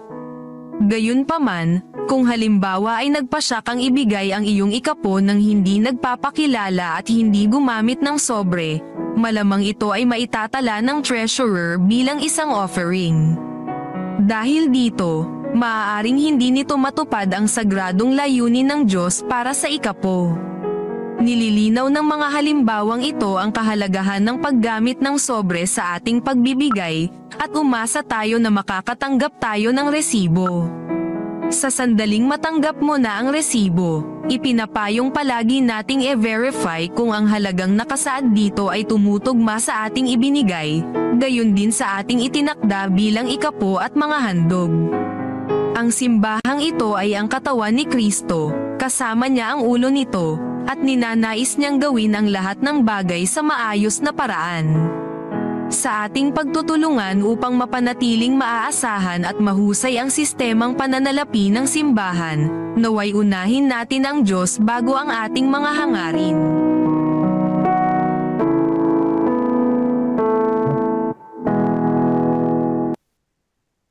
Okay, thank you very much po sa ating God First video. Ngayon ay dala ko na po tayo sa ating tagapagsalita. Pastor Nelvin. Yes po, Okay, Pastor Junel. Okay, thank you very much, Pastor Nelvin. Okay po. Good morning po, happy vesper po mga kapatid. Ngayon ay 5:23 na. Pagka ganitong oras, naglalag yung aking data pero salamat sa Panginoon at okay pa. Ang ating pong pag-aaral ngayong umaga po ay patungkol po sa withheld tithes because lack of confidence. And chapter 19 verse 3. So mabilis lang po natin itong babahin. So itinranslate na po natin sa Tagalog. Sabi dito, ang ikapo ay banal at inilaan ng Diyos para sa Kanya. Ito ay dapat dalhin sa Kanyang imbakan upang suportahan ang mga manggagawa ng Ebanghelyo sa kanilang gawain. Sa matagal na panahon, ang Panginoon ay nananakawan dahil may mga hindi naunawaan na ang ikapo ay isang bahagi ng Diyos para sa Kanya. So ito po yung unang paragraph ng ating pong pag-aaral ngayon kasi dalawang paragraph lang siya. Marami, unang-unang dahilan bakit marami ang nag-withhold ng ikapo. May mga ilan, dahil hindi nila nauunawaan kung saan napupunta yung tithes. Yan, hindi nila nauunawaan. Yung mga ganyang rason. Saan ba napupunta yung ikapo na ito? Ito po ay napupunta sa gawain ng pagmisyon ng ating Panginoong Diyos sa iba't ibang lugar, sa iba't ibang nation, sa iba't ibang bansa, mga kapatid. Ito po ay natatanggap ng balance ng lahat ng manggagawa ng ating Panginoon saan man lugar. Kahit walang church doon, yung pong nangangaral doon ay makakatanggap ng budget dahil mayroong pagkain sa bahay ng ating Panginoon. So may mga specific mga kapatid na seminar dyan at ngayon nga ay ginawa sa CLPM, Stewardship Fellowship. Una natin dyan sa Area 2 at papunta po rito hanggang sa Area 5. So may specific yan para at least maunawaan ng mga kapatiran kung saan napupunta yung po ikapo. At yung pangalawa naman mga kapatid, ito yung isa sa mga mabigat issue na binanggit dito sa stewardship. Sabi dito, may ilan na hindi nasisiyahan, nagsasabi, hindi na ako magbibigay ng ikapo. Bakit daw? Sapagkat wala akong tiwala sa pamamahala ng gawain. Ayan, ito naman yung mga taong nauunawaan nila na ang ikapo ay ginagamit sa gawain ng Panginoong Diyos sa pagpapalaganap ng mabuting balita. Pero nawawalan ng tiwala sa Panginoong Diyos. Yung pagtitiwala sa pamamahala naman yung kanilang nagiging issue. At ang comment dito ni Mrs. White, ngunit nararapat bang nakawan ang Diyos dahil lamang sa tingin natin ay hindi tama ang pamamahala? Kung may hindi, ipahayag ito ng malinaw at may tamang espiritu sa mga dapat pagsabihan. Ayan, din ang dapat gawin, magsabi dun sa dapat pagsabihan. Huwag ipagkalat, huwag i-post sa Facebook. Yun ang pagkakamali ng ibang mga nagkikritik, Akala nila sila ay tama. Ang ginagawa nila ay ipinopost sa Facebook. Itong mga leader natin, mali yung paggamit ng ganito, mali yung paggamit ng ganyan. Mali pong platform yung pong sabihin na kailangan lumapit tayo doon talaga sa pamumuno. Sabihin natin doon sa talagang right person sa forum. Hindi yung lalagay mo sa social media, binabatikos mo yung pamamahala ng church. Sinisiraan mo na yung church, ganito na yung pamamahala nila, hindi na tama, yung ikapo, ganito ang ginamit, ganyan ang pinaggagawa. Mali yun mga kapatid. So sabi dito ni Mrs. White, kung meron kang hinaing, ipahayag ito ng malinaw na may tamang espiritu. Ngayon, sa daang panahon sa Seventh-day Adventist, lalo na nauso yung social media, marami ang bumati ko sa Seventh-day mga Adventist din. Di ba? Hindi man sa ikapo yung issue sa ibang bagay, walang espiritu. At ipinopost pa sa social media. So ito yung malaking pagkakamali. So sabi dito, ipahayag ng malinaw at may tamang espiritu sa mga dapat pagsabihan. Pero kung pagsasabihan mo, ibang lehiyon, ibang kapitbahay, paano na mauunawa? So hindi ganda yung mga kapatid. Ito yung dapat nating tatandaan. Kung merong hinaing, pagsabihan ang dapat pagsabihan. Paalam sa kinauukulan sa church natin mismo. Hindi yung mag-post ka. Ang dinadala mo, kinakaladkad mo yung pangalan ng church ng Panginoon. And remember, the Seventh-day Adventist ang remnant church sa huling kapanahunan. Ikaw ang sira ngayon dahil lamang sa hindi tamang espiritu meron ka. Yun. Ipadala ang inyong magmungkahi upang maitama at maayos ang mga bagay. Ngunit huwag lumayo sa gawin ng Diyos, ayan naman, at magpakita ng di katapatan dahil lamang sa may ibang hindi gumagawa ng tama.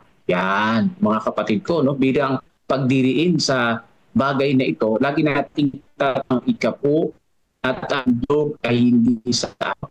Ito ay sa ating Panginoong Diyos at ito ay nakalagay sa Malakias 3:10 na lagi nating binabasa. Ang pagbibigay, mga kapatid, ang pagbabalik ay isang pagsunod sa Panginoong Diyos. At hindi po ito nakabatay sa pagiging perpekto ng mga namumuno sa iglesia. Ngayon, natin yung pagbabalik ng ikapo ay hindi nakabatay sa perpektong pamumuno ng church, kundi ito ay nakabatay sa katapatan natin sa Panginoong Diyos, sa pagsunod natin sa Panginoong Diyos. Ayan. Bakit may pananagutan ng mga leaders sa iglesia, mga kapatid, sa tamang paggamit ng pondo, sila mananagot sa Diyos at hindi sa atin. Hindi na natin control yun. Sa Diyos na sila mananagot kasi pera ng Panginoong Diyos eh. Kapag ka ibinalik mo na sa Panginoong Diyos, hindi na sa iyo yun. Kaya huwag ka na magreklamo. Ang Panginoong Diyos ang mananagot. Sila ay mananagot sa Panginoong Diyos. Ang Diyos ang gagawa ng paraan. Sila ay may karampatang parusa. Doon, mga kapatid, ang Diyos ang gagawa. Hindi mo na kailangan i-post sa Facebook na ibigay ko na yan sa Panginoong Diyos yan. Sa Panginoong Diyos yan. Hindi ko nahawak yan. Kung yan ay hindi magamit ng tama ng namumuno sa iglesia, hindi ko na problema yun. Sa Panginoong Diyos na yan, di ba? Kung sakaling ito magamit ng tama, ay mahalaga na ipanalangin natin yung ating namumuno sa church. Lalo na meron ang mission, mga kapatid, at wala tayong issue na ganyan, maganda na maihanda natin ang mga kapatid na tayo ay ipanalangin natin ating admin na ang gawain ng Panginoon, ang resources ng Panginoon ay magkasatama. Kasi ito yung suggest ni Mrs. White. Panalangin, mga kapatid, hindi i-post sa Facebook. Hindi natin dapat ipagpaliban ang ating karapatan sa pagbibigay ng kapo dahil sa kakulangan ng tao. Tatanda natin, minsan nagiging excuse, ay hindi naman nila magamit ng tama yung ikapo na ibinalik ko sa Panginoong Diyos. Hindi na ako mag-iikapo. Hindi ganun, mga kapatid. Sabi po dito, hindi dapat nating ipagpaliban ang katapatan natin sa Diyos dahil lamang sa kakulangan ng tao. Dahil lamang sa pagkakamali ng leader, ipagpapaliban mo na ang katapatan. Mali yun, mga kapatid. Sa halip, maari nating patuloy na ipanalangin at kausapin ng private yung mga namumuno. At talagang personal natin, matatouch yun, O ipanalangin natin ng personal. Hindi yung gagawan natin ng issue kung saan, mga kapatid. Pagpapakita ng pagtitiwala sa ating Panginoong Diyos. Lagi nating tatandaan, mga kapatid, na ang pag-ikapo, ang kausap natin dito, ang Panginoong Diyos, hindi ang tao. Hindi po dapat nating hayaan na wala yung ating tiwala sa Panginoong Diyos. Maaring hindi tayo magtiwala ng maayos sa tao, di ba? Talaga natural yun. Pero magtiwala tayo sa Panginoong Diyos. Magtiwala tayo sa Panginoong Diyos. Hindi na natin pera yung ibinalik na yun sa Panginoong Diyos na yun. Kaya ipayapan natin ang ating pong isipan. So ang issue, mga kapatid, again, yung pinakamahalaga, yung pong pagtatapat sa ating pong Panginoong Diyos. At kaya nga ipinadalangin natin yung tithes and offering. Di ba doon sa second service, idinadalangin natin ito na ito ay mapunta sa gawain ng Panginoong Diyos. Idinalangin natin ito. Bukod sa panalangin noong nag-lead na diakono sa second service, magkaroon din tayo ng panalangin sa bawat tahanan. Talagang practice yun na yung ibinalik natin sa Panginoon mapunta sa gawain talaga ng ating tagapagligtas at maraming mga kaluluwa ang maabot nito.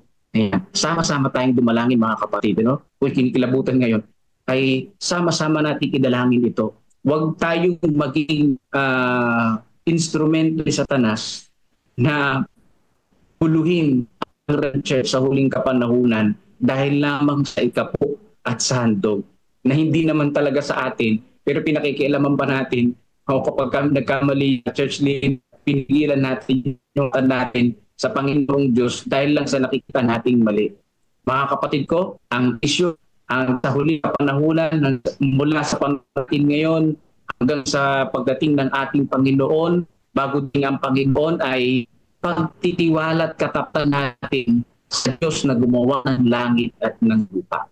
Hari nawa ay patuloy tayong pagpalain ng Panginoon at hindi matitinag ang ating pagtiwala sa ating Panginoon Diyos ano ang kaharapin nating mga pagsubok at mga problema sa hinaharap. Pagpalain tayo ng ating Panginoong Diyos at happy Vesper po sa inyo pong lahat. Amen. Amen. Praise the Lord. Amen. Thank you very much, Pastor Nelvin, sa iyong napagandang share. Paalala, mga kapatid, yan sa bawat isa atin, sa ating mga iglesia, na wala tayong karapatan na i-withhold ang para sa ating Panginoon. Ano pa man ang dahilan, wala po tayong karapatan, mga kapatid. Ano? Thank you very much, Pastor Nelvin. At may paalala po si Pastor Jerry. Pwede pong pakishare yung inyong Tagalog na translation yan sa ating GC. Okay? Para mabasa din po ng ating mga kasama. Okay, so ngayon bago tayo, dadako na tayo mga kapatid sa ating United Prayer.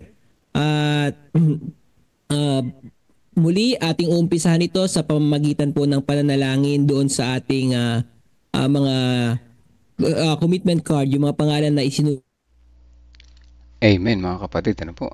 Ayan, buhay na buhay ang ating morning sa umaga na ito sa pangunguna ni Pastor Junel. Magaling mag-host si Pastor Junel. Ano po? Buhay na buhay talaga. So, ayan, ano, tunay na nakaka-encourage, sabi nga ni nakaka-inspire at nakaka-encourage yan po ang mga testimonies ng kapatiran. Tunay na nakakahawa yan mga kapatid. Ano, patuloy nating pagpatuloy ang magandang bagay sa ating buhay. Sabi nga ni Sister Helen, ang pagbabalik na ikapo ay hindi po natin ginagawa para itaas ang ating sarili. Yes naman, ano? Hindi po siguro kaya sa Panginoon na nagbigay tayo ng malaking halaga ng ikapo. Tapos pamalitan natin sa mga kapitbahay. Ako, yan ang masakit, ano? Pinamalita pa, ano? Ako hanggat maaari, ako sinasabi yung halaga ng magkano aking binibigay. Ano? Percentage yan, kasi yan talaga yung tama, ano? Para maka-encourage na iba. Sabi nga, wag nating guluhin ang sistema ng pag-ikapo para lamang maitaas ang ating sarili. God bless us. Naku po, yan ay tunay na sayang, ano? Sayang yung binigay mo. Kala mo napunta sa Panginoon yung puso. Pag ganyan ang ginawa, napunta ka lamang sa bitag ni Satanas. Kaya biray mo, pinagmalaki mo pa. Masakit yan, ano? Masakit na katotohanan na hindi natin napapansin, ano? Nagkakasala tayo sa Panginoon. Bakit mo gagawin? Kung may ma-hold up ka pa, marami palang pera tayo. Kung maraming binagbigay ka, halimbawa ng 200,000 ba, pambira, meron ka palang 2 milyon, hold upin kita, di ba? Masakit na katotohanan na hindi natin napapansin na nagkakasala pala tayo. Conclusion sa ating lesson, ano? Ang ating katapatan sa pagbibigay na ikapo ay hindi dapat nakabatay sa ating damdamin o pananaw sa pamahala ng iglesia, kundi sa ating pagsunod sa utos ng Diyos. Ang ikapo hindi para sa tao, kundi para sa Diyos, kaya hindi natin dapat ipagkait ito sa Kanya. Ano po? Mag-ikapo tayo, hindi yan dahil sa pananaw natin o sa damdamin natin, kundi yan ay pagsunod sa utos ng Diyos. Ano? Pagsunod dyan, faithfulness natin sa Kanya. So, tayo ba ay tapat sa pagbibigay na ikapo? Tinatanong tayo dito, no? Kahit sa gitna ng ating mga alinlangan, marami kasi talaga nag-aalinlangan, ano? Magbibigay ba ako ngayon? Wala na tayong pambiling bigas bukas. Yan ay isang mga pang-aalinlangan. Kaya nangyari yan, mga kapatid. Hindi mo kasi inuna sa Panginoon. Dapat tinabi mo na sa sobre. Yan, ganyan, ano? Para mawala pag-aalinlangan kasi lahat ng natira mong pera, yun na kayo nababudgetin mo. Bali, wala na nailagay mo na sa sobre, no? Friday na ngayon. Ngayon, isipin mo kung ibibigay mo ba to o hindi. Wag mo nang pigilan sarili mo. Ang Panginoon ang magpo-provide, ano? At wag nating hayaan ang ating personal na opinion sa pamahalaan ng iglesia. Yan, isa pa yan, no? Dati ako na biktima nito, mga kapatid, ano? Yung pamamahala ng iglesia, kino-question ko pa sa aking sarili. Kasi sabi ko, kung nasaan lang na nadadala nyo, bahala ng Panginoon doon, mga kapatid. Kung sila nagkasala sa iglesia, sa pamahala niyan, silang mananagot sa Panginoon. Sabi ko nga kanina, huwag na nating idama yung sarili natin sa maling gawa ng mga leaders, ano? Wala namang perfect na church sa kahit saan ka pumunta. Huwag ganyan. Huwag mong tingnan yung pangit, mga kapatid. Tingnan mo yung mabuti. Marami namang mabuti. Yun na lang ba? Tingnan natin, di ba? Huwag na yung pangit, ano?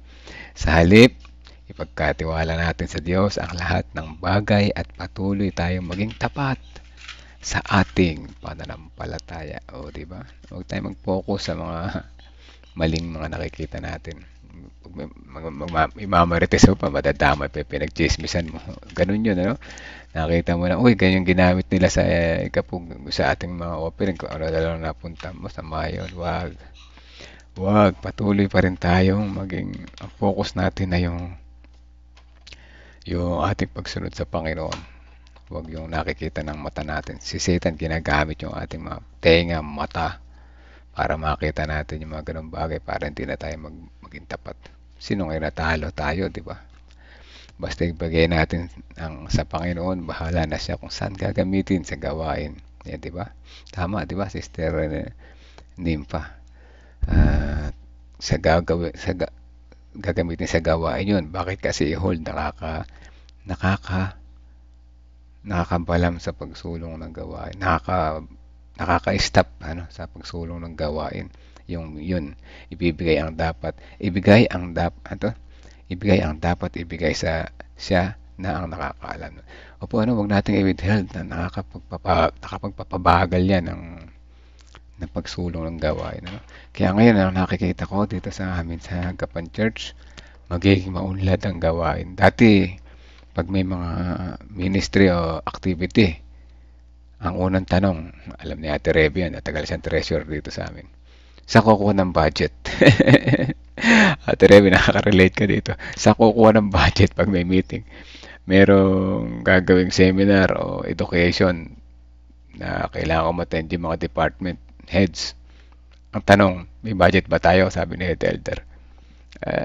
Merong kaunti. Kasya natin to, 50% sa tao, 50% galing sa church. Mga kapatid, natatawa ako, pero narinig ko kasi yan dati. Pero ngayon, mga kapatid, may iwasan na ng Gapan yan. At Rebe, praise the Lord, makikita mo pag sumama ka sa amin sa meeting, no more makakarinig ka ng ganyan. Ang kapatiran ay nagiging tapat at nakakahawa ang pagtatapat. So, kailangan lang talaga ng education, mga kapatid. Kailangan lang talaga ng education. Sister Leonora Cabiedas, yun daw po isang member ng INC ay nangungutang pa kina Brother Amican para lang makapagbigay ng kanilang abuloy. Paano naman kaya tayo? Hindi ko yung gets. Member ng INC nangungutang pa kina Brother Amican. Ay, mahigpit sila doon. Hindi po maganda yung ipinangutang mo yung ikapo. Ginastos mo na, tapos nangutang ka. Double kasalanan. Mga kapatid, yes, para maganda makapag-ipok ikapo sila. Pero, tinan mo yung way na pinanggalingan, Yung way na pinanggalingan na hindi yata kay Brother Amican nangutang. Hindi kila Brother, sa pag-aralan natin ministry. Baka sila yung nag-share o kung sa kanila mismo talaga ng utang. Grabe, Masakit yun, Pautang nga muna, mag-ika po ako, nagastos ko kasi. Parang ganun. Medyo, may mali, Wag. Huwag natin gayahin, mga kapatid. Put God first. Pag meron tayong kita, increase. May sobre tayo, di ba? Na binibigyan tayo sa Sabado. Kunin mo na 10% at kalimutan mo na yun. Safe na yan, safe. Kalimutan mo na, huwag mo na titignan yun. Ito yung sa akin natira 80, salamat Panginoon, meron pa akong 80. O, di ba? Yun ang ating tignan. Huwag yung ating nilagay na 20, magkakasala tayo. Ayaw ng Panginoon ng katulad ng mga Pariseyo, mapagpaimbabaw. Yes, huwag tayo maging kagaya ng Pariseyo. Gone are the days ng mga Parisean time. Jesus time tayo ngayon. At COPian time tayo ngayon, Diba, mga kapatid, kung mayroon man sa inyo dyan nagdududa pa at nag-iisip ng masama na tungkol ito sa pera, hindi, ulitin ko, ang pagsi-COP, test sa atin ng Panginoon. Kung talagang tayo magtatapat ba tayo o hindi sa Kanya. Pag hindi tayo nagtapat sa Kanya, ay siguradong delikado ang lagay natin. Baka akala natin ay makakalusot tayo sa judgment day, no? Sa pagbinasa ng Panginoon sa ating. Ikaw, Melvin Bilasano, hindi ka naging tapat. Paano kitang pagkakatiwalaan pa na makapasok sa langit? Kung ikaw ay hindi tapat ang iyong puso, baka mag-encourage ka pa ng iba doon. Dito ka na lang muna sa baba. Maghintay ka rito sa amin pagkatapos ng 1,000 years. At ikaw ay kasama ni Satan. Masakit, mga kapatid. Huwag naman sana mapasama tayo doon, ano? Akit muna sila sa langit 1,000 years. After 1,000 years, babalikan tayo rito. Kasama ni Satan na tayo ay parurusahan. Mga kapatid, kung naiisip niyo yan sa ngayon, panahon na para magbago. Huwag na nating i-withheld yung ating pagbabago. Bukas na, at isipin ko muna. Huwag ganun, ano? Ngayon na, mga kapatid, ano? Ngayon na, at ngayon ay preparation day. Prepare natin ating mga puso para bukas sa ating pagsamba. Handa tayo. Tapat natin may babalikan para sa Panginoon. Tapat tayo ang maglingkod sa Kanya. Ay, hindi lamang ito pera-pera, ano po? Hindi porkit nagtatay offering ka na, ayahay na yung buhay mo. Na hindi ka na mag-service. Mali yun, ano? Ang tithes and offering ay parte lamang ng iyong pagsuko sa Panginoon. Ang tunay na kailangan ng Panginoon ay ating puso, hindi yung ating salapi, ano? Yung puso natin sa paglilingkod. Kailangan tayo ay maging connected sa Kanya palagi. Pag sinabing, tulong ka naman sa part sa Sabbath school, ikaw ang opening prayer. Yes, kagad. Sagot. Ikaw ang song leader. Yes, kahit di ako marunong kumumpas. Yes, I will go. Ikaw ang testimony. Magte-testimony ako. Yes, para sa pampalakas ng pananampalataya, mga kapatid. Ganun, mga kapatid. Masigasig. O pag nakikita kayong mahanap si superintendent ng dahil yung mga kapalit, dahil wala yung mga inassign niya. Ako na, manguna na kayo. Ako na kung wala pa si ganito. Kasi wag na tayo magpa-late para lahat na naka-assign makaganap. Ano po? Unahin na natin yung pagbabago ng pag-attend ng tamang oras. Hindi pa huli ang lahat. Magpapanaroon pa tayo para magbago. Sabi ni Sister Aurea Melihor, happy God first morning po sa lahat. May our good Lord bless us all. Amen. Amen. So ayan, tayo manalangin, mga kapatid. Ako na-bless ako sa umaga na ito. Again, kaya ako, di ba, aling magising ng maaga. Masarap ng pagpapala. Pati na matulog mamaya. Sabi nga ni Sister Nora, matutulog ulit yung mga anak niya. Tapos makinig. So ayan, tayo ay patuloy na manalangin, mga kapatid. Teka, hanggang 30 seconds ating ibulong na sa Panginoon yung ating commitment card, yung mga pangalan na nais na ilapit sa Panginoon sa buong taon na ito. Tayo mananalangin. Let's pray po.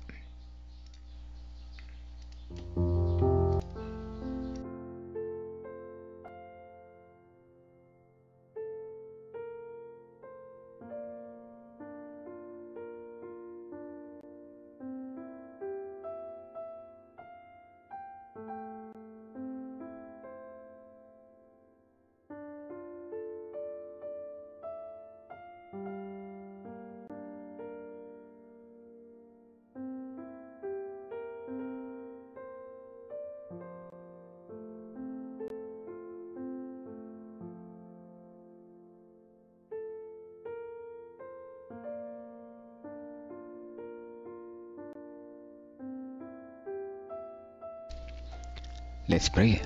Amang banal na makapangyarihan sa lahat. Sa umaga na ito, patuloy pong aming pasasalamat at muli nyo kaming binigyan ng napakagandang paalala sa aming buhay patungkol sa aming pagiging tapat, na ito ay hindi lamang para sa aming damdamin, kundi ito'y pagsunod po sa inyo, o dakilang Diyos. Salamat sa mga testimonies na mga kapatiran simula pa kanina, na nagpapatunay na ang iyong kabutihan ay pantay-pantay sa bawat isa sa amin. O dakilan Diyos, sa mga nakikinig ngayon, maaaring mayroon sa amin kulang pa rin ang paniniwala. Hipuin niyo po sila na inyong mapagpagaling na kamay, o dakilan Diyos, na maging tapat sa inyo, hindi lamang sa ganitong bagay sa pagbabalik ng COP, sapagkat maging tapat kami, ang aming mga puso ay sa aming isuko sa inyo sa gawain Alisin niyo po ang aming pagiging tamad. Alisin niyo po ang aming pagiging reklamador. Alisin niyo po ang aming pagiging marites. Alisin niyo po ang aming pagiging madamot na puso. Salamat o Diyos at nariyan kayo sa bawat umaga. Alam namin na mga problema na itong common sa aming buhay ay unti-unting mawawala kapag kami patuloy na lumapit po sa inyo. Salamat sa pagkakataon na nagkaroon ng ganitong platform na kami maaaring makapagbago. Matagal na panahon na naka-frozen ang aming mga masamang nakaugalian. Panahon na para amin po itong baguhin, alisin sa aming mga buhay dahil nais namin makasama po kayo, dakilang Diyos, sa inyong pagbabalik at sumama pa uwi dyan sa langit na bayan kung saan wala nang hirap, wala nang sakit, wala nang kalungkutan, wala na ring mga utang. Salamat po sa mga pagdinig sa aming mga panalangin at patawad kung kami man ay nagkulang at nagkasala. Sa patuloy naming panalangin ay kasama namin sa panalangin ng pangangaral na ginagawa dito sa South at sa West, sabay-sabay ng pangangaral, kaya hindi naman kila Pastor Nelvin at kaya din yung mga aming team sa Leonardo, General Tenyo at Peñaranta.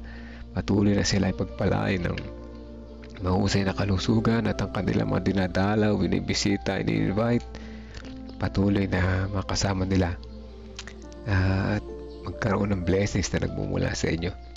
Comfort din ang panalangin namin sa Agustin family, sa Quillo family, sa Sumawang family sa pagkawala ng kanilang mamahal sa buhay. Patuloy na ipagkaloob po sa kanila mga pangailangan sa mga sandali na ito.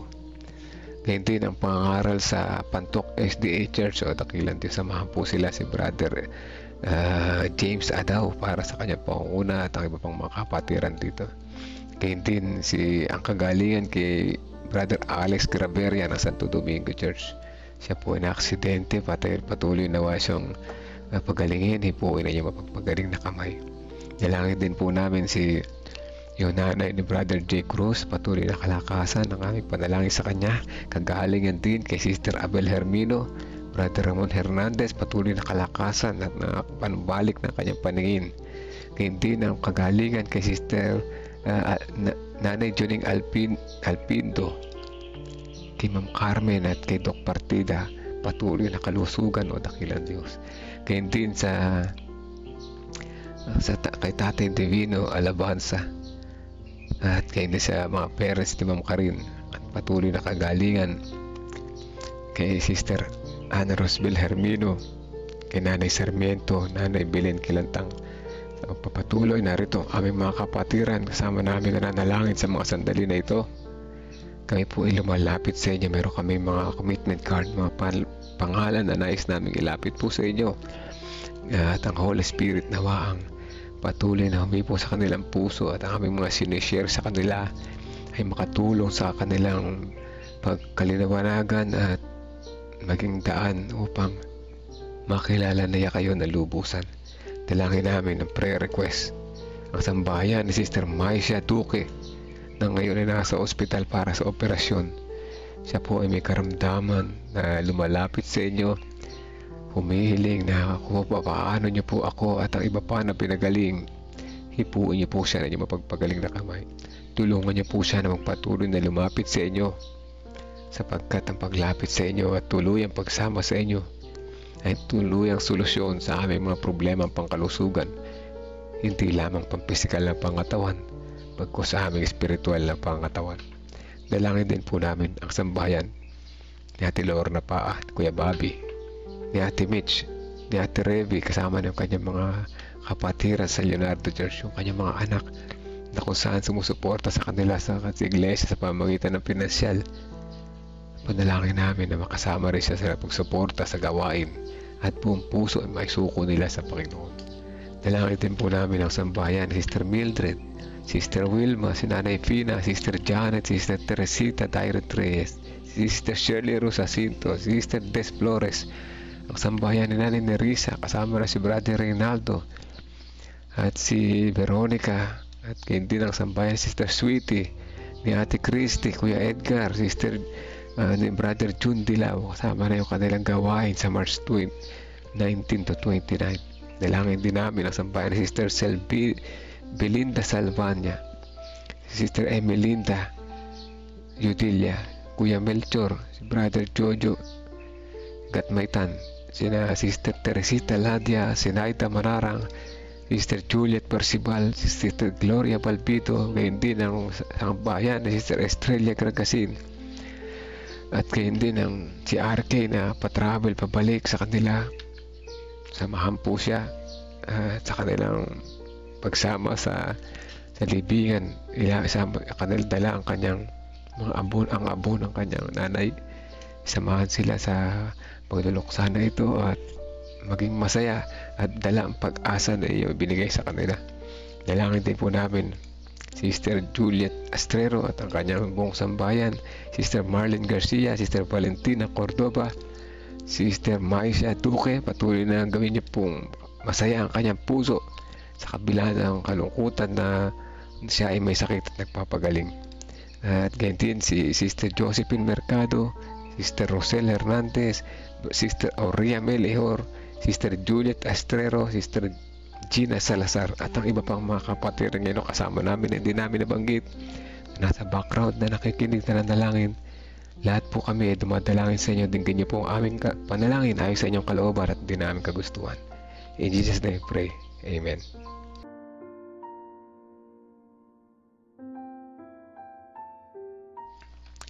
Amen mga kapatid. Ano po? Ayan. Sarap manalangin mga kapatid. Alam mong nakikinig ang Panginoon. Masarap manalangin. Ano pa? At alam ko na riyan kayo kasama nyo sa panalangin. At bukas ulit mga kapatid. Happy Sabbath bukas. Ngayon ay Happy Vesper. Preparation Day. Preparation Day na. Yung lahat na inyong gagawin para bukas. Ihanda na natin ngayon. Ano? Yan ang tunay na Preparation Day. Kung kayo may part bukas, igayak na ngayon. Kung kayo may mga yung tithes and offering nyo, igayak nyo na ngayon. Para bukas ay ready na. Ano po? Ready na. At ano pa? Yung ating puso, number 1. Igayak na natin. At sana, wala na yung mga dahilan kung bakit tayo nalilate. Kasi naigayak na natin lahat ngayon. Ano? Yun ang tunay na Preparation Day. Pati lahat naigayak mo na. Hindi yung bukas. Ay, kasi ganito. Kaya ako nalate. Hindi, mga kapatid. Dahilan lang natin yan. Ha? Ako'y nabahing kanina. No? Kaya pinili ko tapusin yung prayer. Bigla ako nabahing. Inilis ko yung mic ko. No? Pinatay ko yung mic. Sigurado allergy ito. No? Umpisa na naman ito na aking pagsipon at buong ngunit na riyan ang ating mga natural medicine. Luya, kalamansi, malunggay. Yan ang magpapagaling sa atin. So yan, hanggang bukas pa muli mga kapatid. God first morning po sa ating lahat.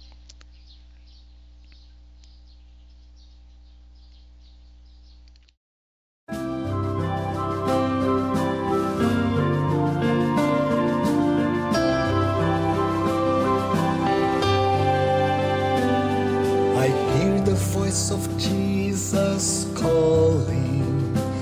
My answer is, I will go.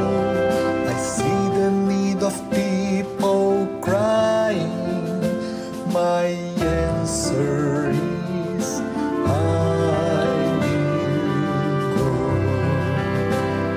I go to share the message of love. I go to share the blessed hope. But if I get discouraged, I call to Jesus' help.